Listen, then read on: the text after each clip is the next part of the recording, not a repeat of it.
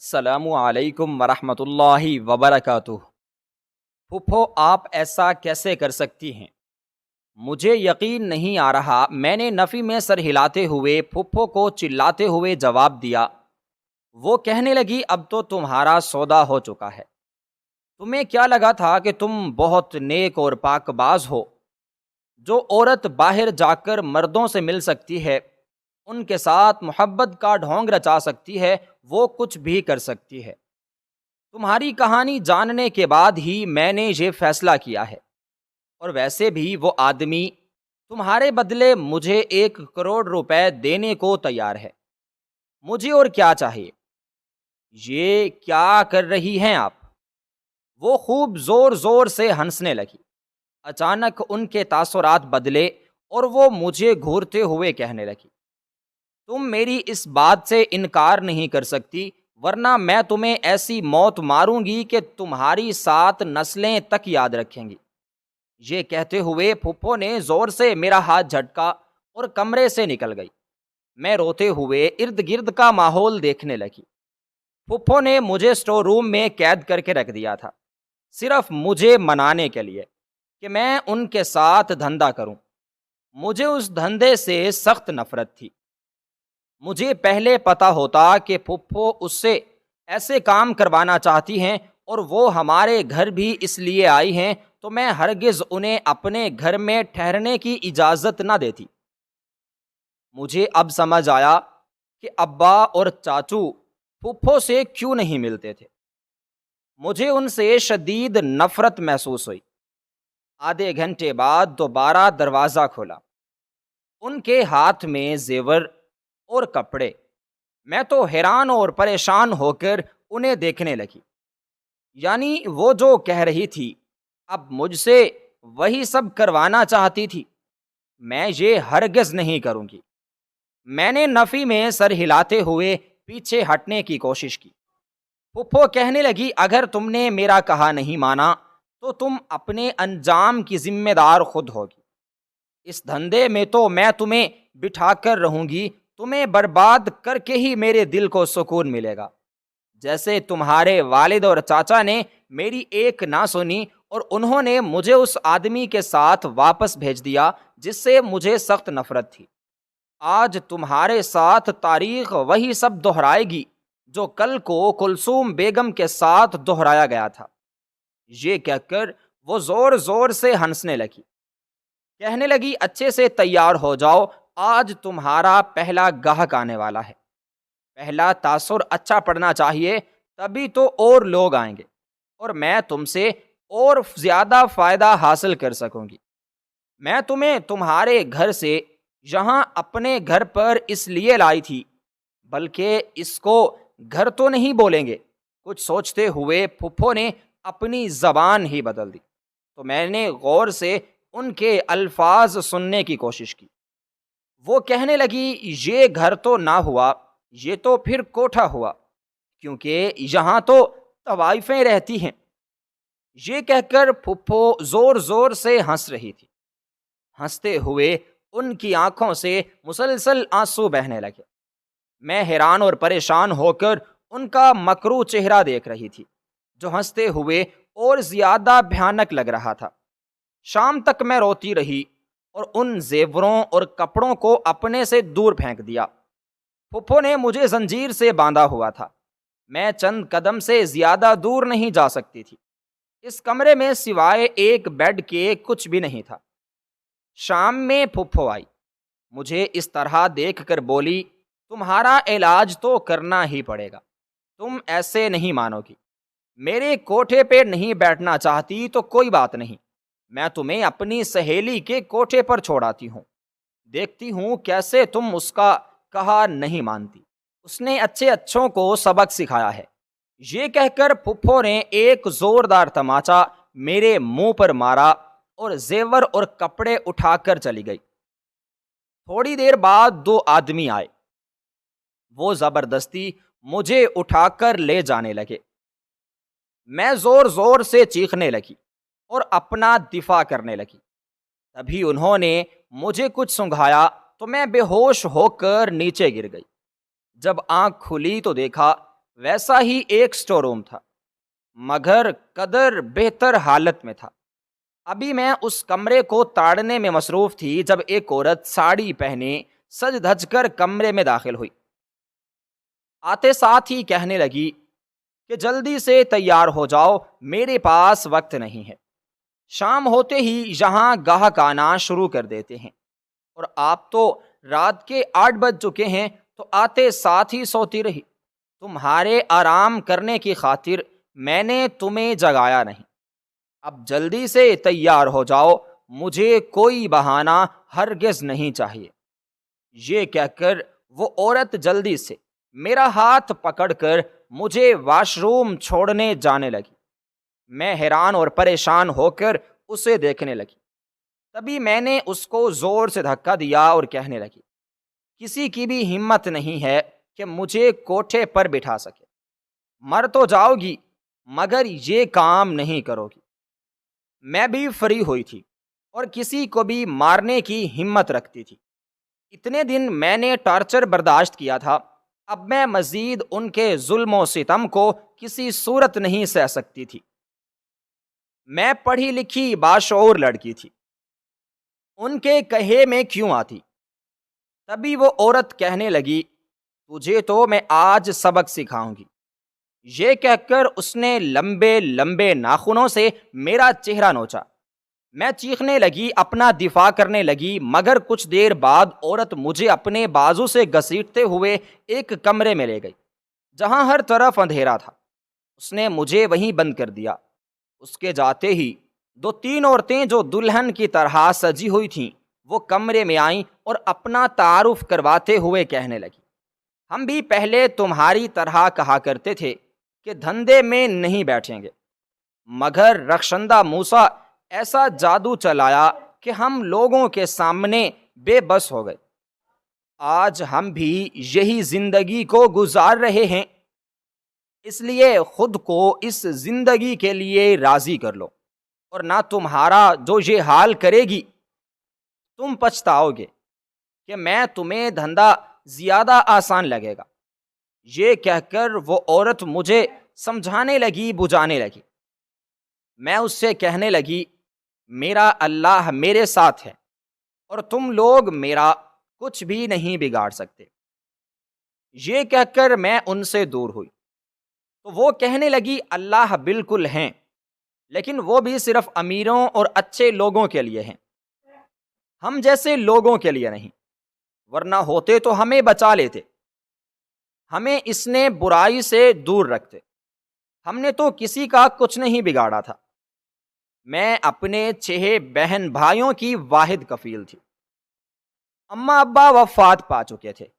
बहनों और भाइयों की खातिर रात को देर तक नौकरी करती थी। रास्ते में आ रही थी, लोगों ने मुझे अगवा किया और ज़बरदस्ती उस धंधे पर बिठा दिया। मैं फिर कभी घर वापस नहीं जा सकी। ये कहकर उनमें से एक लड़की तो रोने लगी, जिसने मुझे अपना नाम रूबी बताया था। मैं कहने लगी, तुम तो कल करके तो देखती साबित कदम रहती और खुद को उस बुराई में धकेलने से बचा लेती, मगर तुम जल्द मान गई। मैं हरगिज़ नहीं मानूंगी, देखना मेरा अल्लाह मुझे बचा लेगा। ये कहकर मैंने अपना मुंह दूसरी तरफ फेर दिया और अपना सर घुटनों में देते हुए रोने लगी। वो औरतें हंसते हुए चली गईं और कहने लगी, मैं अल्लाह को कहूँ कि तुम्हें बुराई से बचा ले। आज रात जो तुम्हारे साथ होगा, उसके बाद तुम खुद इस काम के लिए राजी हो जाओगी। मैं उनके अल्फाजों को सुनती रही। उनके क्या कहे मेरे कान में गूंज रहे थे। मेरा बस नहीं चल रहा था कि इन सब को ख़त्म कर डालूं। यहाँ भी मुझे जंजीरों से बांधा गया। वॉशरूम जाने तक की जंजीर बड़ी थी। बाकी सारा दिन मैं उस कमरे में बैठी रहती। ऐसे ही एक हफ्ता गुजर गया। वो औरत कमरे में नहीं आई तो मैंने भी शुक्र अदा किया। कोठे की बाकी तवाइफें आती थीं और मुझे समझाती रहती कि मान जाओ, रखशंदा मूसा के हाथ लगी तो बहुत बुरा होगा, मगर मैं नहीं मानी और अपने कहे पर कायम दायम रही। رو رو کر اللہ سے فریاد کرتی کہ مجھے بچا لے۔ جیسے ہی مجھے وقت ملتا بیڈ کی چادر نیچے بچھاتی اور وضو کر کے رو رو کر خدا کے سامنے گڑ گڑاتی کہ مجھے اس جہنم سے بچا لے، ورنہ یہ لوگ تو میرا وہ حال کریں گے کہ دنیا یاد رکھے گی، میرا آپ پر سے یقین ٹوٹ جائے گا۔ اللہ جی میرے یقین اور مجھ دونوں کو بچا لیجیے۔ میں سارا دن جائے نماز پر بیٹھی روتی رہتی۔ یہ جائے نماز بھی اس عورت نے مجھے دی تھی جس نے اپنا نام روبی بھی بتایا تھا۔ دن گزرتے جا رہے تھے، مجھے کچھ سمجھ نہیں آ رہی تھی۔ ایک روز رات کے 12 بجے جب میں جائے نماز پر سو رہی تھی، تبھی مجھے احساس ہوا جیسے اندھیرے میں میرے کمرے میں کوئی داخل ہوا ہے۔ ایک گندی بدبو میرے ناک سے ٹکرائی تو میں ہڑبڑا کر اٹھ کھڑی ہوئی۔ مجھے لگا کوئی آدمی شراب پی کر اندر داخل ہوا ہے۔ میری حالت تو مرنے والی ہو رہی تھی۔ اس سے پہلے کہ وہ میری جانب بڑھتا، میں جلدی سے واش روم میں چلی گئی اور اندر سے دروازہ دے دیا۔ وہ آدمی زور زور سے دروازے کو بجا رہا تھا اور گندی گندی گالیاں بھی دے رہا تھا، اور مجھے کوئی فرق نہیں پڑ رہا تھا۔ میں واش روم میں روتے ہوئے خدا سے دعا مانگ رہی تھی کہ اے اللہ مجھے بچا لے۔ ساری رات واش روم میں گزری، نہ جانے کب آنکھ لگی۔ جب اٹھی تو دیکھا باہر بہت سی آوازیں آ رہی تھیں۔ میں نے جلدی سے دروازہ کھولا، دیکھا تو کوٹھے کی مالکن اور دوسری طوائفیں باہر کھڑی ہوئی تھیں، اور اس عورت کا غصے سے بہت برا حال تھا۔ وہ میرا منہ نوچتے ہوئے کہنے لگی، تم نے میرا بہت پرانا کسٹمر بھگایا ہے، آج میں تمہیں نہیں چھوڑوں گی۔ غصے میں میری جانب بڑھی اور بیلٹ سے مجھے مارنے لگی۔ میں رو رہی تھی، تبھی وہ کہنے لگی، آج رات وہ آدمی پھر آئے گا، دیکھتی ہوں کہ تمہارا اللہ تمہاری کیسے مدد کرتا ہے۔ یہ کہہ کر وہ حقارت سے مجھ پر تھوکتے ہوئے باہر نکل گئے۔ میں رونے لگی، ایک آخری امید سے آسمان کی طرف دیکھا اور سوچنے لگی کہ یہاں سے بھاگنے کا طریقہ کیا ہے۔ اس کمرے میں ایک بھی کھڑکی نہیں تھی سوائے 2 دروازوں کے، ایک باہر جانے کے لیے تھا جبکہ دوسرا واش روم کا دروازہ تھا، اس میں بھی کھڑکی نہیں لگی ہوئی تھی۔ عجیب سے بے ڈھنگے کمرے تھے۔ شام ہوتے ہی میرا تو دل جیسے خوف سے لرزنے لگا۔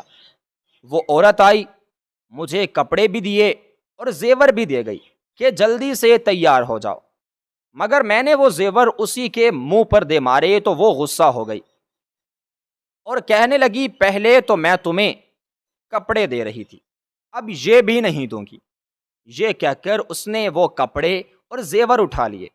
2 عورتوں کی مدد سے اس نے میرے کپڑے چیر پھاڑ کر پھینک دیے۔ میں جلدی سے جائے نماز اوڑھنی چاہی تو وہ کھینچ کر چلی گئی۔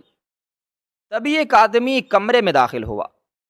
میں زور زور سے اللہ کو پکار رہی تھی، اگلے ہی لمحے ایسا ہوا جس نے سب کو چونکا دیا، اور وہ عورت میرے پیروں میں گر کر مجھ سے معافی مانگنے لگی۔ ہمارا گھرانہ روایتی اور قدامت مست تھا، اس لیے میری منگنی بچپن میں ہی میرے چچا زاد سے کر دی گئی۔ ان دنوں میری عمر صرف 5 برس جبکہ احمر کی عمر 9 سال تھی۔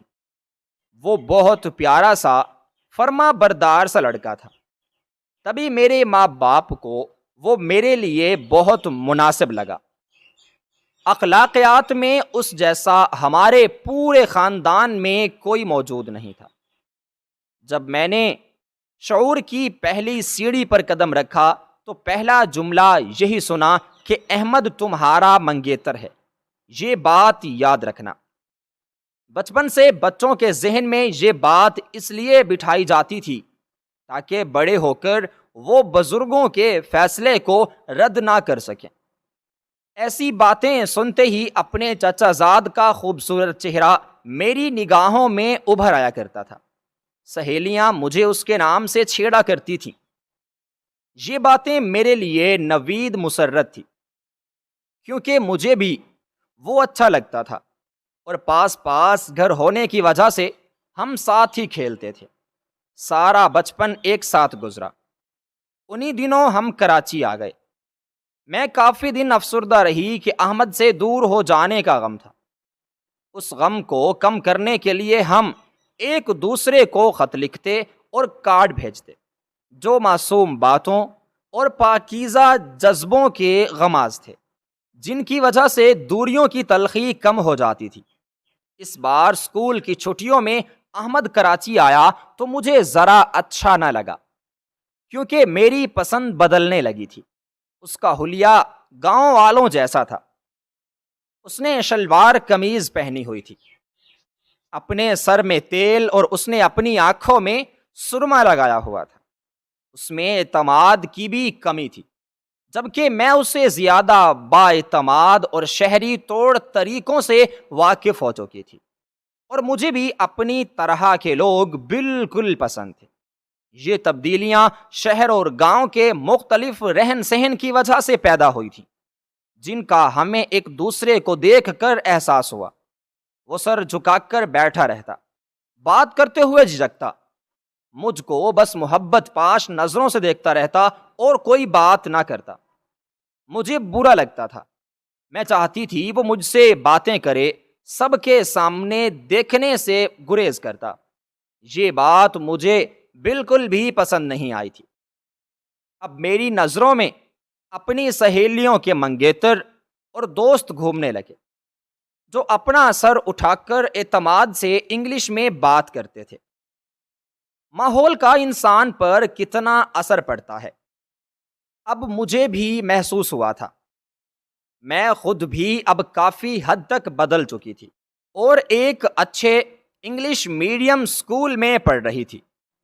وہ میٹرک کر کے آیا تھا، اور اس کے ابا نے یہاں شہر میں اسے فرنیچر کی دکان کھول دی، تو اس نے اپنی وہی دکان سنبھال لی، لیکن حلیہ ویسا ہی رکھا اور خود کو بدلنے کی کوشش نہ کی۔ حالانکہ میں نے بہت چاہا کہ وہ پہنے اوڑھنے میں کچھ تبدیلی لائے، اعتماد سے گفتگو کرے، لیکن شاید اس کے لیے ایسا کرنا ممکن نہ تھا۔ وہ ہر بات پر شرماتا تھا۔ وہ 1 ماہ ہی یہاں رہا، پھر شہر کی گہما گہمی میں اس کا دل گھبرا گیا۔ اسے اپنے گاؤں کی یاد ستانے لگی، اور وہ اپنی والدہ اور بہنوں کے ساتھ واپس گاؤں چلا گیا۔ احمد کے اس مزاج اور انداز نے مجھے تشویش میں ڈال دیا تھا۔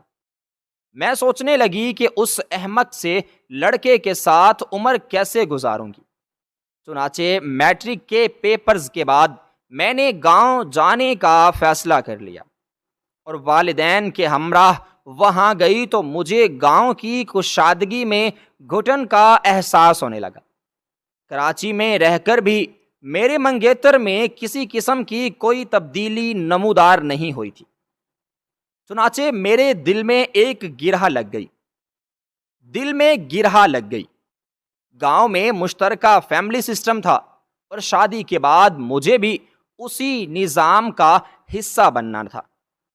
ہمارے چاچا کے گھر میں ایک دوسرے کا خیال تو رکھا جاتا تھا، لیکن وہاں ایک دوسرے کی دل آزاری اور چغلیاں بھی بہت کی جاتی تھیں۔ چنانچہ اس ماحول سے مجھے نفرت ہو گئی۔ حالانکہ ہمارے والدین آپس میں محبت کرتے تھے، لیکن احمد کے گھر والوں کا رہن سہن اور یہ کٹھن زدہ ماحول مجھے پسند نہیں آ رہا تھا، اور نہ ہی اس کا گردن جھکا کر بات کرنا مجھے اچھا لگتا تھا۔ اب ایک کڑوا گھونٹ مجھے پینا تھا، مگر سوچنا یہ تھا کہ وہ کیسے پیا جائے، جبکہ میرے دل نے احمد کو ٹھکرا دیا تھا، اور مجھے اس سے الجھن ہونے لگی تھی۔ کچھ دن وہاں رہنے کے بعد میں واپس اپنے گھر آ گئی، مگر ایک الجھن بھی میں اپنے ساتھ لے کر آئی، اور اس الجھن کو مجھے خود ہی حل کرنا تھا۔ ایک سہیلی سے تذکرہ کیا تو وہ مجھے نفسیاتی ڈاکٹر کے پاس لے گئی، لیکن اس سے مجھے کوئی افاقہ نہیں ہوا۔ چنانچہ میں اس نتیجے پر پہنچی کہ ہر حال میں مجھے یہ رشتہ توڑنا تھا۔ لیکن اس کے لیے مجھے وقت درکار تھا۔ احمد کے گھر والے میرے میٹرک کرتے ہی شادی کا مجھ سے تقاضا کرنے لگے تھے، کیونکہ وہ بہن بھائیوں میں سب سے بڑا تھا، مگر میں بھی اپنی پڑھائی کو آڑ بنا کر شادی سے انکار کرتی رہی۔ ابا بھی میرا ساتھ دینے کو تیار تھے۔ وقت پر لگا کر اڑنے لگا۔ احمد کے خطوط اور کارڈز مجھے ملتے رہے، لیکن اب میں اس کے کسی خط کا جواب نہیں دیتی تھی۔ اگر اس کا فون آتا تو سیدھے منہ بات نہ کرتی، پڑھائی کا بہانہ کر کے کمرے میں چلی جاتی۔ اب میں یونیورسٹی میں بھی اپنا قدم رکھ چکی تھی، زندگی کے بہت سارے رنگ میں دیکھ چکی تھی، بہت سے لڑکوں کے ساتھ میری سلام دعا ہو گئی تھی، لیکن جیون ساتھی کے طور پر مجھے ان میں سے کوئی نہ بھایا۔ ایک دن میری ملاقات ایک لڑکے اکرام سے ہوئی۔ وہ نہایت حسین و جمیل، اونچ لمبا نوجوان تھا جو ڈپارٹمنٹ کی جان تھا۔ یونیورسٹی کی کئی لڑکیاں اسے اپنا آئیڈیل جانتی تھیں، لیکن وہ سب کو نظر انداز کر کے مجھے ہی اہمیت دیتا تھا اور مجھے ہی اپنے ساتھ رکھتا تھا۔ میں بہت خوبصورت تھی، مجھ میں سفیدی رنگت پوری یونیورسٹی میں کسی کی بھی نہ تھی۔ تمام طلباء نے مجھے بیوٹی کوئن کا خطاب دے رکھا تھا۔ جب ہم دونوں یونیورسٹی میں ایک ساتھ چل رہے ہوتے تو لڑکے لڑکیاں حیرت اور رشک سے ہمیں دیکھتے۔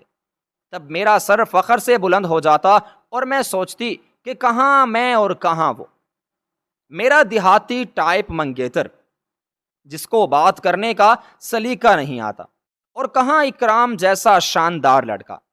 جب یہ میرا جیون ساتھی بنے گا تو ساری زندگی مجھ کو خوش قسمت کہے گی۔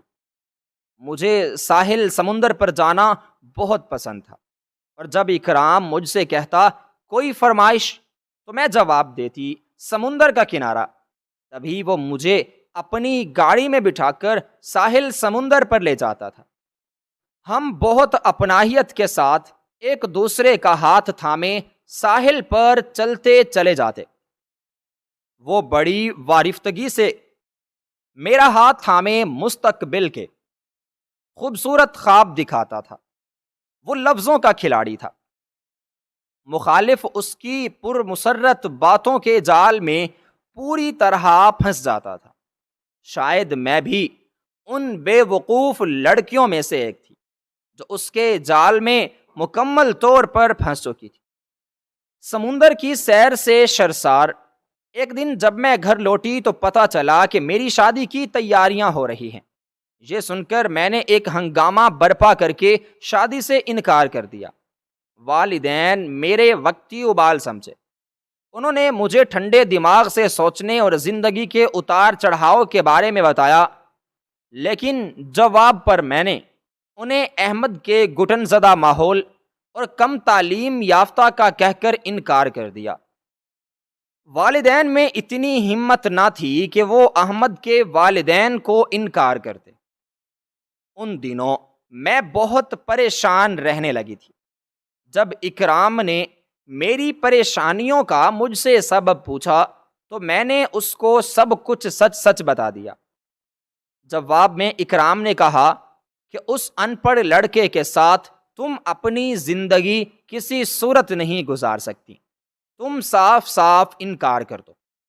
اکرام کی اس بات نے مجھ میں حوصلہ اور بھی جگا دیا، اور میں نے فون پر احمد سے بات کر کے اسے بتا دیا کہ میں تم سے شادی نہیں کر سکتی، کیونکہ تم ایک اجڑ دیہاتی ہو اور میں ایک پڑھی لکھی اعلیٰ تعلیم یافتہ شہری لڑکی ہوں، ہم دونوں میں بڑا فرق ہے۔ یہ کہہ کر میں نے فون بند کر دیا۔ کچھ روز بعد اطلاع ملی کہ احمد ہسپتال میں ہے۔ یہ سن کر میرے دل پر بھی ذرا برابر اثر نہ ہوا، اور یوں میری اس کے ساتھ منگنی ٹوٹ گئی۔ اس کے بعد دونوں خاندانوں میں ناراضگی کا سلسلہ چل پڑا، اور چچا جان کے گھرانے سے ہمارا تعلق ٹوٹ گیا۔ یوں دونوں خاندانوں میں نفرتیں اور دوریاں میری وجہ سے بڑھ گئیں۔ لیکن مجھے اس کی کب پرواہ تھی۔ یونیورسٹی کے آخری دنوں میں اکرام کی طرف سے منتظر تھی کہ وہ مجھے پرپوز کرے گا، لیکن اس نے ایسا کچھ بھی نہیں کیا۔ آخر ایک سہانی شام جب ہم ساحل سمندر پر ٹہل رہے تھے، میں نے لہروں سے کھیلتے ہوئے کہا، ہمیں 2 برس ہو گئے ہیں ایک دوسرے کے قریب ہوئے، لیکن یہ رشتہ ابھی تک کسی انجام تک نہیں پہنچ سکا۔ جب تک ہم نکاح کے بندھن میں نہیں بن جاتے، میں کب تک گھر والوں سے جھوٹ بول بول کر تمہارے ساتھ یہاں آتی رہوں گی؟ ہم ایک دوسرے کے بغیر نہیں رہ سکتے، تو پھر کیوں نہ ہم شادی کر لیں؟ اچانک ہی سمندر کی لہروں میں شور برپا ہوا، اور مجھ سے تھوڑے فاصلے پر ایک بے فکر نوجوان نے سمندر کے اٹھتے شور میں چھلانگ لگا دی۔ غور سے دیکھا تو وہ کئی دوست تھے اور ساحل سمندر پر وقت گزارنے آئے تھے۔ اکرام نے میری بات انسنی کر کے اس کی طرف متوجہ ہو گیا، پھر ہم قریب ہی آ کر پتھروں پر بیٹھ گئے۔ میرا ہاتھ جو چند لمحوں پہلے اس کے ہاتھ میں تھا، اس پر اب اکرام کی گرفت بالکل ڈھیلی پڑ گئی تھی۔ اس نے کچھ سوچتے ہوئے سگریٹ سلگائی اور پرسکون طریقے کے ساتھ اس نے مجھے جواب دیا۔ اس کی آواز میں ساکن سمندر کی گہرائی جیسا سکوت تھا۔ میں نے اس کی بات سنی، اس کے بعد مجھے صرف اور صرف اس کے ہونٹ ہلتے ہوئے نظر آ رہے تھے، اور میرا دماغ سئی سئی کر رہا تھا۔ دل و دماغ جیسے پتھر کے ہو گئے تھے۔ وہ کہہ رہا تھا، دیکھو صاحبت، ہم بہت اچھے دوست تھے اور ہیں۔ میں نے ان 2 برسوں میں تم سے بھی کبھی شادی کا وعدہ نہیں کیا، اور نہ ہی کوئی ایسی بات کہی کہ جس سے تم نے ایسی امیدیں وابستہ کر لیں۔ میرا معاملہ بھی تمہاری طرح ہے۔ تم تو بہادر ہو جو اپنے بچپن کی منگنی توڑ دی ہے، لیکن میں ایسا نہیں کر سکتا۔ آخر کیوں؟ میری نگاہیں اس کی ادھوری باتوں کا جواب سننے کو بےتاب تھی۔ تھوڑی دیر تک وہ خاموش رہا، اور اس دوران مجھ پر قیامت ٹوٹتی رہی۔ آخر اس نے خاموشی کو توڑ دیا اور لڑکھڑاتی زبان سے کہا، صباحت، میں شادی شدہ ہوں، میرے 2 بچے ہیں۔ میرے والدین نے اس وقت میری شادی کر دی تھی جب میں نے میٹرک کا امتحان پاس کیا تھا۔ میری بیوی تو ایک ان پڑھ عورت ہے، اور مجھے اس میں کسی قسم کی کوئی دلچسپی نہیں ہے۔ میں پڑھنا چاہتا تھا۔ بابا جان نے مجھے اس شرط پر پڑھنے کی اجازت دی کہ میں گل بشرا بی بی کو کبھی طلاق نہیں دوں گا، اور نہ ہی میں کبھی دوسری شادی کرنے کی کوشش کروں گا۔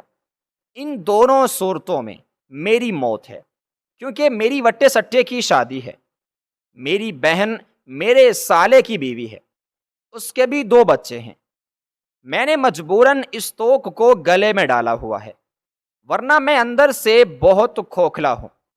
یہ کہہ کر اس نے سگریٹ کا دھواں ہوا میں اڑا دیا۔ سمندر کی لہروں میں طوفان چھپا ہوا تھا۔ میرے آنسو کب تک میرا ساتھ دیتے؟ وہ سمندر جو مجھے پسند تھا آج قیامت لگ رہا تھا۔ اس نے مجھے دلاسا دینا چاہا تو میں نے اس کی گرفت سے بھاگ کر اپنے گھر کی جانب دوڑ لگا دی۔ وہ بظاہر شاندار شخص کتنا کمزور، کتنا بے حس اور کس قدر بزدل تھا۔ اگر اس نے مجھ سے شادی نہیں کرنی تھی تو پہلے ہی سے یہ سب بتا دیا ہوتا، میں اس کے قریب بھی نہ جاتی، اس کے ساتھ دوستوں کی طرح رہتی۔ لیکن میرا تو سب کچھ اکرام نے لوٹ لیا تھا۔ اب میں کس منہ سے کسی کے پاس اپنی زندگی گزارتی؟ میری تو ساری ہستی ہی مٹ چکی تھی۔ اس کے بعد اس نے بہت کوشش کی کہ میری اور اس کی دوبارہ دوستی بحال ہو جائے، لیکن میں اب اس کی صورت بھی دیکھنے کی رویدار نہیں تھی۔ بڑی مشکل سے میں نے یونیورسٹی کے آخری دن پورے کیے اور پیپرز دیے تھے۔ میں اپنے ٹوٹے ہوئے دل کو سنبھال رہی تھی جو اب بھی اکرام کا نام پکار رہا تھا۔ احمد سے منگنی توڑ کر آج مجھے احساس نے کتنی بڑی غلطی کی ہے۔ صرف ظاہری حلیہ دیکھ کر اس کے اندر کی خوبصورتی کی قدر نہ کر سکی، اور جب میں نے پلٹ کر احمد کی طرف جانا چاہا تو پتا چلا کہ اس کی شادی ہو چکی ہے، اس لڑکی کے ساتھ جو احمد سے محبت کرتی تھی، وہ بھی اعلیٰ تعلیم یافتہ تھی، اچھے گھرانے کی بھی تھی اور بہت خوبصورت بھی تھی۔ وہ گاؤں کے ایک قریبی شہر کے کالج میں لیکچرار تھی۔ میں نے اسے ٹھکرا دیا تو اسے مجھ سے اچھی شریکہ حیات مل گئی تھی۔ پھر سنا کہ وہ دونوں بہت خوش ہیں اور 1 سال میں ان کے ہاں ایک بیٹی نے بھی جنم لے لیا تھا۔ ان کی خوشیاں تو دوبالا ہو گئیں، اور میں بد نصیب مصنوعی شہری نخرے میں ہاتھ ملتی رہ گئی۔ سچی محبت کرنے والے اپنے بچپن کے منگیتر کو محض اس لیے کھو بیٹھی کہ وہ شہر میں نہیں رہتا تھا۔ اکرام نے ٹھکرایا تو احساس ہوا کہ دراصل میں تو احمد سے ہی محبت کرتی تھی، مگر اپنے دل کی گہرائی میں چھپی محبت کو پہچان نہ سکی۔ یہ زخم بہت گہرا تھا، لیکن وقت گہرے سے گہرے زخم کو مندمل کر دیا کرتا ہے۔ یہ سچ ہے، لیکن روح پر پڑا گھاؤ بھی نہیں بھرتا۔ میں روحانی طور پر مر چکی تھی، اب زندگی سے کوئی دلچسپی نہ رہ گئی تھی۔ جس کمپنی میں کام کرتی تھی، بہت سارے لوگوں نے میری طرف دوستی کا اور محبت کا ہاتھ بڑھایا، لیکن دودھ کا جلا چھاپ بھی پھونک پھونک کر پیتا ہے۔ ایک دھوکہ کھا کر سمجھ میں آ گیا تھا کہ یہاں تو سبھی کے سبھی ہوس کے پجاری ہیں، اپنے نفس کی تسکین کی خاطر بے وقوف لڑکیوں سے محبت کا ناٹک کرتے ہیں، لیکن جب شادی کرنے کی بات آتی ہے تو بڑی ہی خوبصورتی کے ساتھ وہ اپنے دامن کو بچا لیتے ہیں۔ میں بھی سوچتی ہوں کہ اکرام کو مجھ سے نہیں، میرے خوبصورت چہرے سے پیار تھا۔ ایسے ہی دن گزرتے گئے اور میں 27 برس کی ہو گئی۔ اماں ابا وفات پا گئے۔ دونوں بھائی پڑھائی کرنے کے بعد غیر ملک چلے گئے۔ یوں میں گھر میں اکیلی رہ گئی۔ میرے دادا ابو نے 2 شادیاں کی تھیں، اور میں جانتی تھی کہ اس دنیا میں ہماری پھپھو بھی رہتی ہیں جن سے ہم آج تک نہیں ملے۔ جب چاچا نے ہم سے رشتہ توڑ دیا تو ایک روز دروازہ بجا۔ میں نے کھول کر دیکھا تو سامنے ایک عورت کھڑی تھی جس کی عمر لگ بھگ 50 برس ہوگی۔ مجھے دیکھتے ہی وہ مسکرانے لگی۔ اس کے کپڑے اور حلیہ بہت عجیب سا تھا۔ مجھے خود کو گھورتا ہوا پا کر وہ عورت کہنے لگی، اندر نہیں بلاؤ گی کیا؟ میں ہڑبڑا گئی اور فوراً اسے اپنے گھر میں داخل ہونے کی اجازت دے دی۔ وہ اپنی نوکرانی کے ساتھ گھر میں داخل ہوئی اور کہنے لگی، سنا ہے شہزاد بھائی فوت ہو چکے ہیں، اور رمضان بھائی سے بھی تم لوگوں کا رشتہ ناتا سب کچھ ختم ہو گیا ہے۔ میں حیران اور پریشان ہو کر اسے دیکھنے لگی کہ اسے ابا اور چاچا کے بارے میں کیسے پتا ہے، جبکہ میں نے اپنی پوری زندگی میں انہیں کبھی نہیں دیکھا تھا، اور وہ ایسے ظاہر کر رہی تھی جیسے ہمارے خاندان کا حصہ رہی ہو۔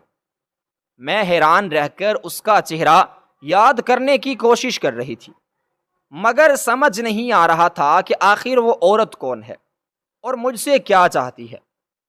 تبھی وہ کہنے لگی، شاید تم مجھے پہچان نہیں پاؤ، اور پہچانو گی بھی کیسے، تم تو مجھ سے کبھی ملی ہی نہیں۔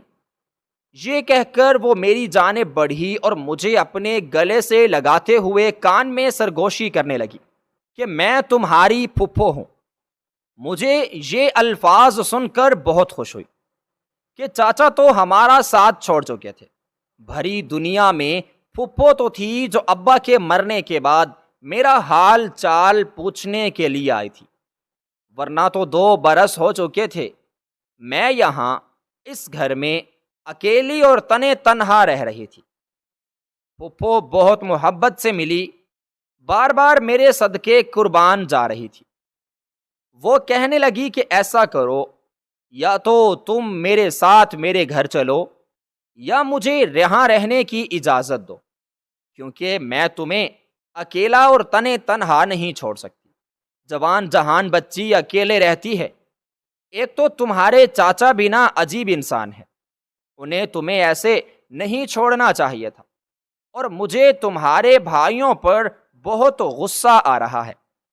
وہ کیسے بھائی ہیں جو تمہیں یہاں اکیلا چھوڑ کر دیارے غیر جا بسے ہیں؟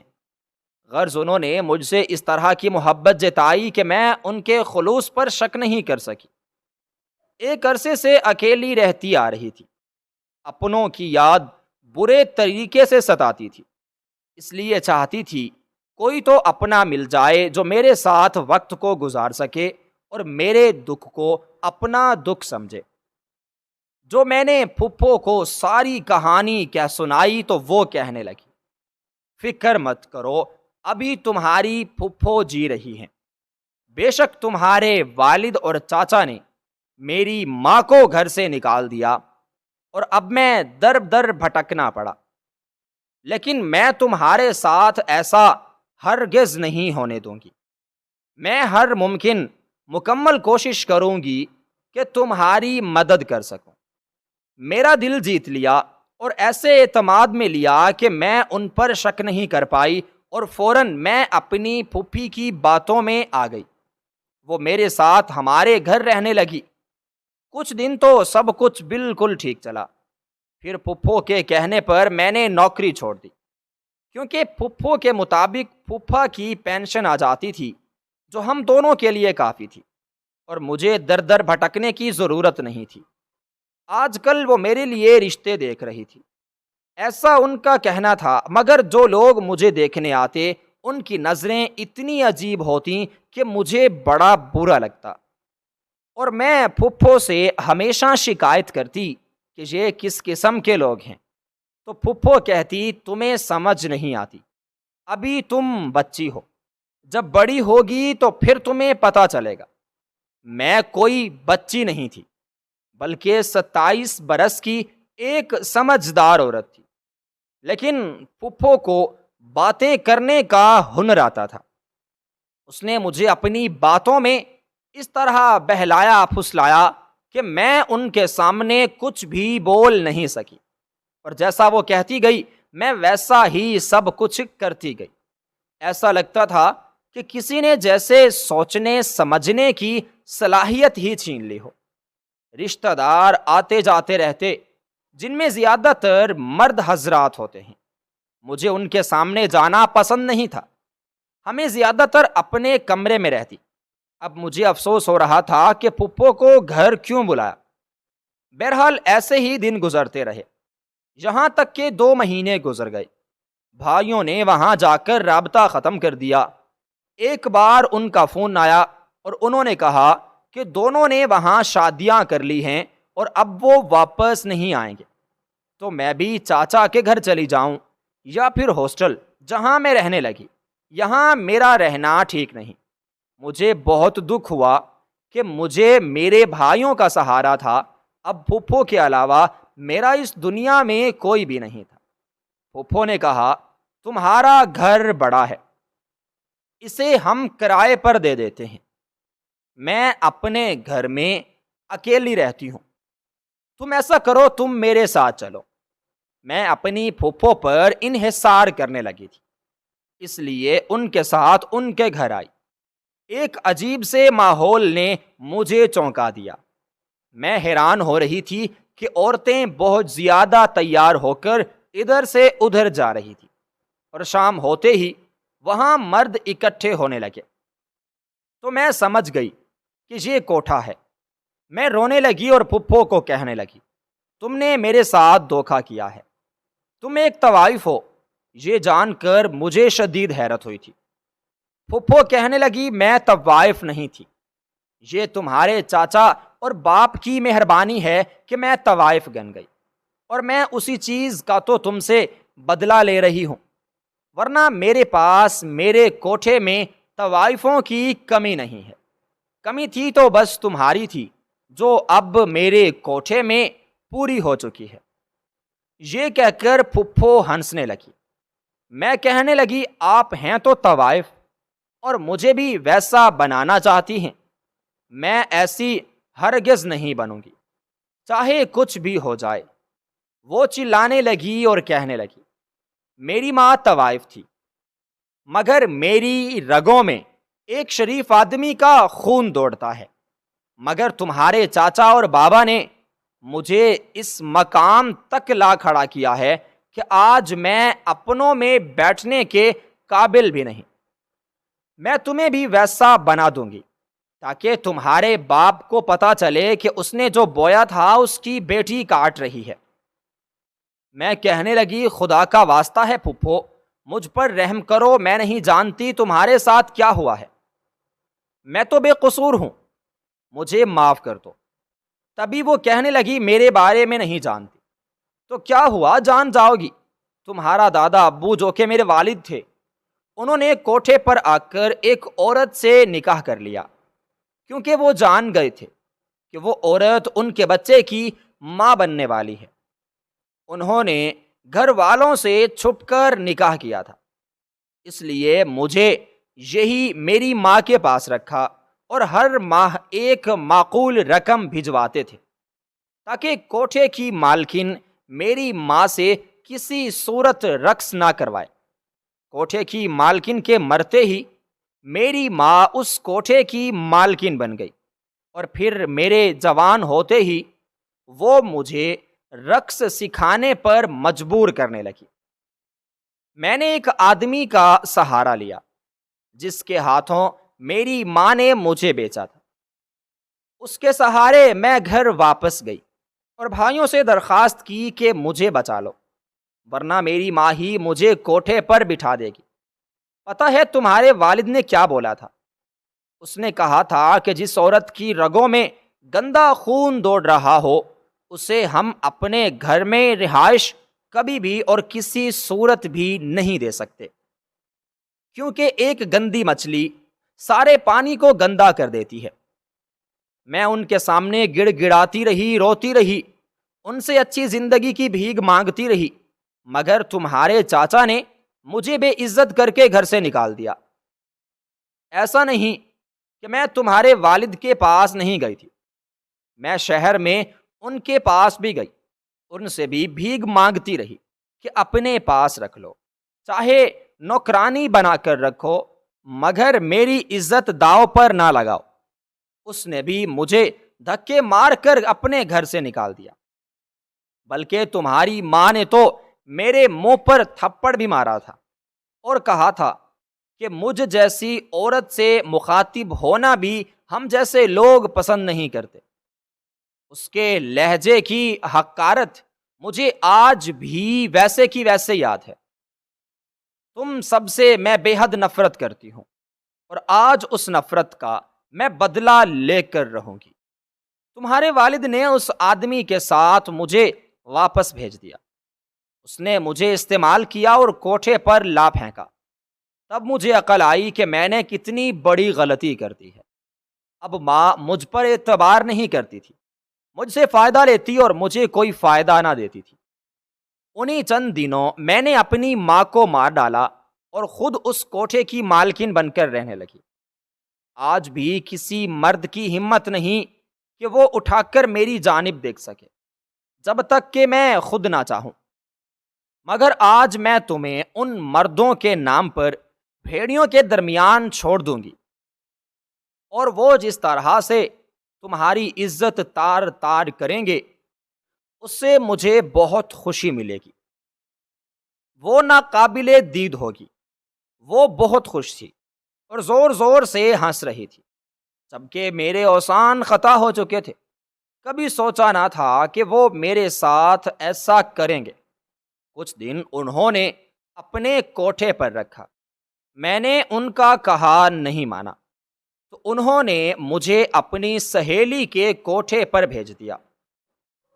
اس نے جو میرا حال کیا، میں وہاں سے بھاگنے کی کوشش کرنے لگی، مگر کیونکہ میں زنجیروں سے بندھی ہوئی تھی اس لیے کبھی وہاں سے میں تو بھاگ ہی نہ سکی۔ میں ہر وقت اللہ کا ذکر کرتی تو وہاں کی طوائفیں ہنستی اور کہتی کہ چند دن نیکیاں کر لو، اس کے بعد تمہیں بھی کام کرنا ہے۔ وہ میرا مذاق اڑاتی تھی۔ میں ہر وقت جائے نماز پر بیٹھی، ہر وقت دعا مانگتی۔ ایک دن تو حد ہو گئی، اس عورت نے مجھے برہنہ کر کے ایک آدمی کے سامنے پھینک دیا۔ میں زور زور سے اللہ سے مدد مانگ رہی تھی۔ وہ آدمی حیران ہو کر مجھے دیکھتا رہا۔ وہ میری جانب بڑھتا تو اسے کرنٹ سا لگتا، وہ دور ہو جاتا۔ دراصل وہاں ایک وائر کٹی ہوئی تھی، نہ جانے وہ کہاں سے آئی، مجھے نہیں معلوم۔ جیسے ہی وہ میری جانب بڑھنے کی کوشش کرتا، اسے کرنٹ کا ایک جھٹکا لگتا اور وہ کہیں دور جا گرتا۔ کافی دیر وہ میرے قریب آنے کی کوشش کرتا رہا، مگر جیسے ہی اس کا دماغ ٹھکانے آیا تو وہ توبہ کرتے ہوئے کمرے سے بھی باہر نکل گیا۔ اس کوٹھے کی مالکن میرے پاس آئی اور دوسرا آدمی بھیجا، مگر اس کے ساتھ بھی یہی ہوا۔ اسے کرنٹ سا لگتا اور وہ پیچھے ہٹ جاتا۔ لوگ بھاگ گئے۔ اسی کرنٹ کی وجہ سے تھوڑی دیر بعد کارپیٹ میں آگ لگ گئی تو فوراً مجھے باہر نکال لیا گیا۔ اس عورت روبی نے مجھے کپڑے پہنائے اور جلدی سے ہسپتال لے گئی کیونکہ میرا ایک ہاتھ جھلس چکا تھا۔ وہاں جا کر اس عورت نے مجھ سے معافی مانگی اور کہا کہ بے شک اللہ بے نیاز ہے، اس نے تمہاری مدد کی ہے، آج میں مان گئی ہوں۔ وہ روتے ہوئے مجھ سے معافیاں مانگ رہی تھی۔ میں نے اسے معاف کر دیا۔ میں وہاں سے اپنے گھر چلی آئی اور میں یہیں پر رہنے لگی۔ میں نے دوبارہ سے نوکری کرنا شروع کر دی تھی۔ مجھے اب ایسے لوگوں سے بچنا تھا جو میری عزت کے دشمن بنے ہوئے تھے۔ سچ کہتے ہیں اور عورت کو مردوں کے اس معاشرے میں رہتے ہوئے ایک ایسے مرد کی ضرورت ہے جو اس کی حفاظت کر سکے، اس کا خیال کر سکے، اس کی خواہشوں کو پورا کر سکے۔ میں نے وہ تمام مرد کھو دیے۔ والد صاحب انتقال کر گئے، چاچا ناراض تھے اور بھائی مجھے چھوڑ کر دوسرے ملک چلے گئے۔ کافی عرصہ میں اکیلے ہی رہتے رہی۔ ایک روز رات کے 8 بجے زور زور سے دروازہ بجا۔ میں ڈر گئی کہ کہیں میری پھوپھی پھر سے اپنے آدمیوں کے ساتھ تو نہیں آ گئی۔ ڈرتے ڈرتے پوچھا کون ہے تو سامنے سے آواز آئی، احمر ہوں۔ احمر کا نام سن کر میں چونک گئی۔ بہت عرصے بعد میں نے اس کی آواز سنی تھی۔ میں پوچھنے لگی کیا کرنے آئے ہو؟ وہ کہنے لگا اب اتنا اعتبار نہیں کہ دروازہ کھول کر اندر بلا سکوں۔ میں نے کہا ہے اعتبار ہے، مگر میں جاننا چاہتی ہوں کہ تم کیا کرنے آئے ہو۔ وہ کہنے لگے ابا جان تم سے ملنا چاہتے ہیں اور اسی لیے تمہیں لینے آیا ہوں۔ چاچا کے ذکر نے مجھے بے چین کر دیا تھا۔ میں نے فوراً دروازہ کھولا اور اسے اندر آنے کو کہا۔ دیکھا تو چاچا بھی ساتھ تھے۔ وہ روتے ہوئے کہنے لگے میری بہن نے مجھے سب کچھ بتا دیا ہے۔ بیٹی ہم نے تمہیں اکیلا چھوڑ دیا، مجھے معاف کر دو۔ اگر ہم تمہارے ساتھ رہتے ہوتے تو تمہارے ساتھ یہ سب کچھ نہ ہوا ہوتا، مجھے معاف کر دو۔ چاچا ہاتھ جوڑ کر بیٹھے تھے۔ میں کہنے لگی کوئی بات نہیں چاچا، لیکن آپ لوگوں کو پھپھو کے ساتھ ایسا نہیں کرنا چاہیے تھا۔ آج آپ کی عزت وہاں کوٹھے پر ناچ رہی ہے اور آپ لوگ یہاں سکون کی نیند سو رہے ہیں۔ کبھی چاچا کہنے لگے تمہاری پھپھو نے توبہ کر لی ہے اور اب وہ ہمارے گھر رہتی ہیں، تم ہمارے ساتھ ہمارے گھر چلو۔ اس طرح رہو گے تو 1000 لوگ تمہاری طرف قدم بڑھائیں گے، کس کس سے اپنی عزت بچا پاؤ گے؟ بہتر ہے کہ ہمارے ساتھ چلو، بے شک نوکری کرتی رہنا۔ یہ کہہ کر چاچا نے مجھے گلے لگایا تو میں رونے لگی۔ احمر نے میرے سر پر ہاتھ رکھا اور کہنے لگا پرانی باتیں بھلا دو، اب سب کچھ بدل چکا ہے، ہم تمہاری شادی کروا دیں گے، کہ تمہاری زندگی بہتر ہو جائے گی۔ میں نے کہا کہ ہمیں شادی نہیں کرنا چاہتی، میرے لیے ایک تجربہ کافی تھا۔ وہ کہنے لگا، جس لڑکے اکرام کی تم بات کر رہی ہو وہ میرا دوست ہے اور اس کی بیوی وفات پا چکی ہے، آج بھی وہ تمہیں یاد کرتا ہے۔ جب تم نے مجھے انکار کیا تھا تو میں اس سے ملا تھا، اس کی مجبوریاں میں سمجھتا تھا، دوبارہ کبھی تم سے ملاقات نہیں ہو سکی، اس لیے تم کبھی اس کے بارے میں بتا نہیں سکا۔ وہ خود چاہتا ہے تم سے شادی کرنا، اگر کہو تو ہم تمہاری شادی وہاں طے کر دیتے ہیں۔ وہ سدھر چکا ہے اور اپنے گھر والوں کے سامنے تمہارے لیے لڑ سکتا ہے، باقی جو تم کہو گی وہی ہوگا۔ یہ کہہ کر احمد سر جھکا کر بیٹھ گیا تو میں نے رضامندی دے دی۔ جس انسان کی وجہ سے میں برباد ہوئی تھی اب وہ مل رہا تھا تو اسے اپنانے میں ایک ایسی قباحت۔ احمد کی وجہ سے اکرام اور میری شادی ہو گئی، آج ہم ایک اچھی زندگی کو گزار رہے ہیں۔ میں ماں بننے کی صلاحیت نہیں رکھتی تھی، خدا نے پہلے سے ہی 2 بچے دیے، میں ان کی پرورش کرنے میں مشغول ہو گئی۔ آج وہ مجھے ماما کہتے تھکتے نہیں، ہر وقت میری خدمت کرنے میں لگے رہتے ہیں۔ انہوں نے کبھی مجھے کسی بھی قسم کی شکایت کا موقع نہیں دیا، اور میں اب اس رب کی شکر گزار ہوں جس نے مجھے آزمایا اور پھر وہ عطا کیا جس کی مجھے ہمیشہ سے ہی خواہش رہی تھی۔